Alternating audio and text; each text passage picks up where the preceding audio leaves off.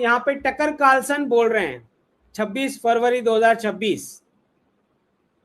Tucker Carlson क्या बोल रहे हैं?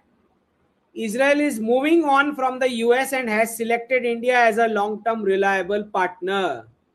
अमेरिका को छोड़ के इजराइल अब इंडिया में लॉन्ग टर्म पार्टनर देखता है अपना। तो 11 मार्च 2021 का प्रेडिक्शन 5 साल पहले। आपको समझ में आ रहा है कि क्यों जब मैं बोलता हूं तो 2021 में भी वही चीज है, 22 में भी वो है, 23 में भी वही होगा, 24 में भी वही होगा, 25 में भी वही होगा, 26 में भी वही मिलेगा आपको। कोई मिर्च मसाला स्पाइसेस बीच में 50,000 फेक हेडलाइंस आ जाए तो भी वो फ्रेमवर्क चेंज नहीं होगा। जो मेरी डीडॉलराइजेशन की थीसिस है वो फिक्स्ड फ्रेमवर्क है, वो फ्रेमवर्क कभी चेंज नहीं होगा। तो 2021 का मेरा प्रेडिक्शन 5 साल पहले, India and Israel calls all the shots, US is now a junior partner in the alliance, PM invites MBS after Netanyahu meets MBS and MBZ। समझ रहे हैं हेक्सागन ऑफ अलायंसेस जो नेतन्याहू जी ने अभी बताया, 2026 में ये खुल के आ रहा है। अब 5 साल इन्होंने सारे एक्सपर्ट्स को बेवकूफ बनाया, फेक हेडलाइंस लास्ट वीक तक बनाया है। अभी पिछले वीक तक हमारे एक्सपर्ट्स को बेवकूफ बनाया गया कि MBZ और MBS फाइटिंग कर रहे हैं, दोनों में रिवलरी है और MBZ मर गए। कुछ सोशल मीडिया हैंडल्स ने उनको मार भी डाला। क्यों? क्योंकि ये जो रियल वाली हेडलाइन है कि क्या अलायंस रियल वाला है वो ये है वो छुपाना है तो जब तक अनाउंस नहीं हो जाता। अब ये नेतन्याहू जी का एग्जैक्ट वही स्टेटमेंट आया जो मैं बोलता हूं जम्मू और जेरूसलम वाला, कि पूरे विश्व में 2 ही चीजें हैं, जम्मू और जेरूसलम। वही चीज नेतन्याहू जी ने यहाँ बताया कि 2 ancient civilization, Indus valley and Jordan valley, basically Jammu and Jerusalem. तो और प्रधानमंत्री जी ने भी बड़ी इंटरेस्टिंग सी स्पीच दी। उन्होंने बोला Israel is fatherland, India is Motherland. तो ये डिस्कशन आई थिंक ये डिस्कशन कब हुआ था? 2023 में हुआ था, जब मैंने दोनों का अंतर समझाया था, फादरलैंड और मदरलैंड का। फादरलैंड वो होती है जिसका कब्जा होता है, मतलब फॉरेन से कोई आके वो जो वहां पे रह रहे हैं उनको हटा के मार के कब्जा करते हैं, उसको फादरलैंड बोला जाता है, फाउंडिंग फादर बोला जाता है, क्योंकि अब नया रिजिम बैठेगा उसके ऊपर।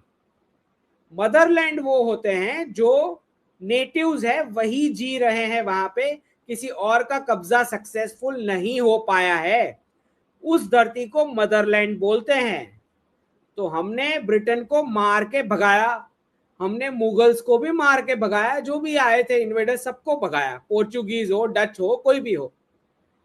तो भारत मदरलैंड है लेकिन इजराइल अभी भी फादरलैंड है। ये प्रधानमंत्री जी का स्टेटमेंट है, आप उन्हीं को पूछें उनका क्या तात्पर्य है। अब उसके आगे चलें। जैसे ही प्रधानमंत्री जी की इजराइल विजिट कंप्लीट हुई, तुरंत ही आपने देखा कि कैसे अफगानिस्तान ने तुरंत लाइन एक्टिवेट कर ली है और पाकिस्तान को टारगेट करना शुरू किया है। बिल्कुल वैसे आप देख सकते हैं कि कैसे इजराइल ने जो है हिजबुल्लाह को अटैक करना शुरू कर दिया है।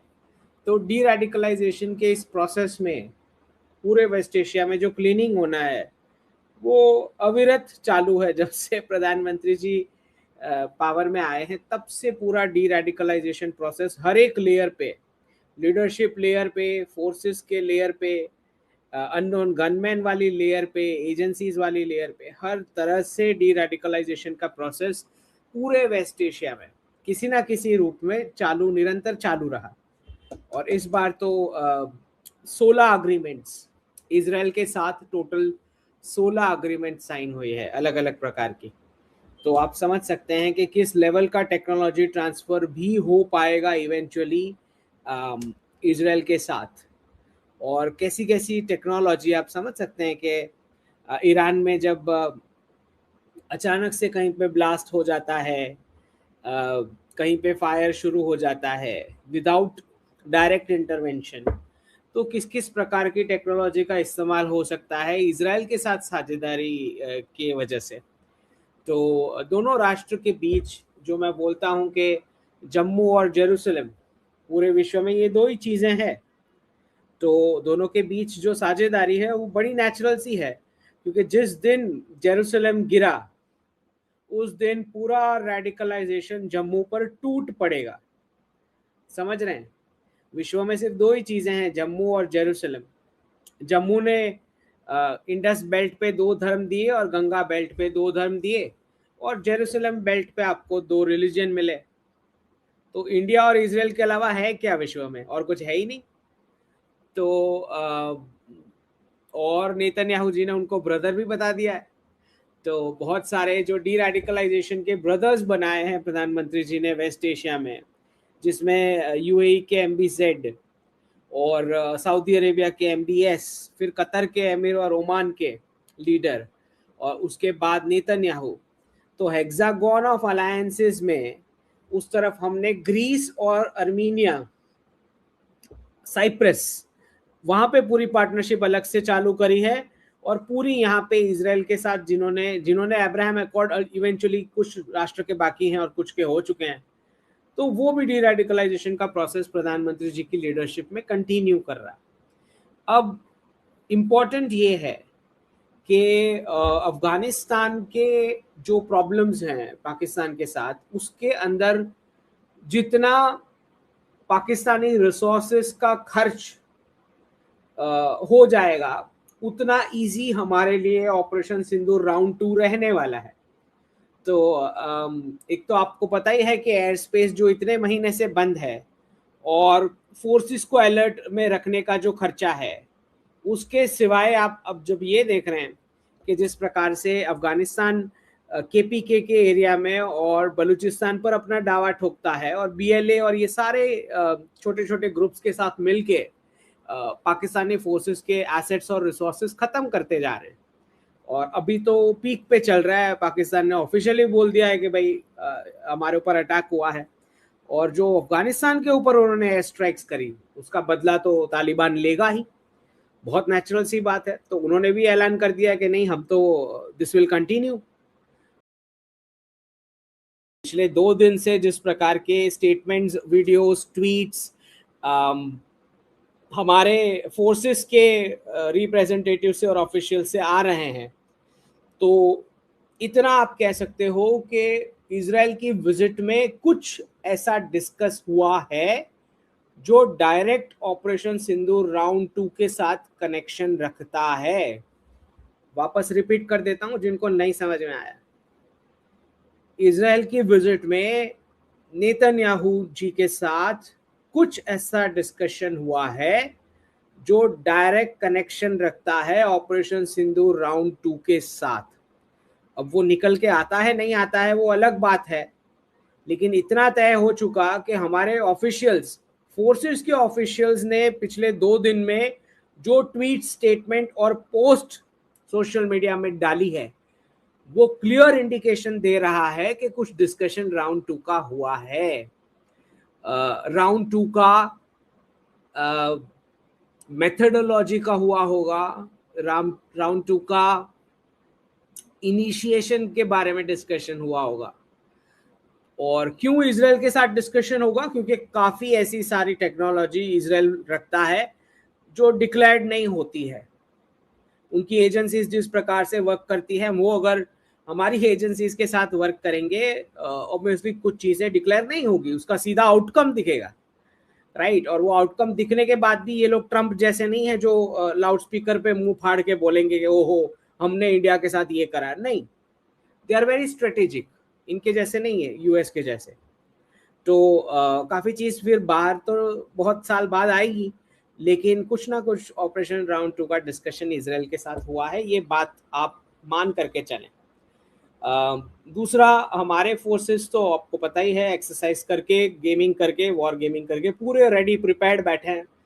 और यही है कि जो डेट तय है उसी डेट पे शुभ मुहूर्त पाकिस्तान का होने वाला है। वरना ये जो एयर स्पेस जो कंटिन्यूअस बंद हो रही है 1-1 महीने, every month air space closure का नोटिफिकेशन आता है कि अगली 23 तारीख तक बंद है, पाकिस्तान के लिए एयर स्पेस बंद है। तो ये जो एक्सटेंशन भारत दे रहा है, अंडरस्टैंड, पहले पाकिस्तान की एयर स्पेस को हमारे एयर स्पेस को पाकिस्तान की एयरक्राफ्ट्स के लिए बैनिंग का डिक्लेरेशन हमारी ओर से आता है, उसके रिस्पॉन्स में पाकिस्तान बोलता है हाँ बंद, हमारा भी बंद। समझ रहा है? तो ये कौन लीड कर रहा है? ये हम लीड कर रहे हैं। क्यों लीड कर रहे हैं? क्योंकि खर्चा, कंटिन्यूअस खर्चा कराने का है पाकिस्तान इकोनॉमी को, कि कभी भी वॉर हो सकता है, तुम्हें रेडी रहने के लिए खर्चा करो। तुम्हारा फ्यूल खत्म हो जाएगा जब रियल एक्शन की बारी आएगी, तुम्हारे एसेट्स खत्म हो चुके होंगे। तो बिल्कुल सही जो स्ट्रैटेजी है, जब तक वो डेट नहीं आ जाती, उस डेट तक खर्चा कंप्लीट कराने का। अब अच्छा, कोई बोल रहे हैं 6 वीक्स, राउंड 2 इन 6 वीक्स। अच्छा, सब गैसिंग शुरू कर दिए डेट्स की। चलें देखते हैं क्या होता है।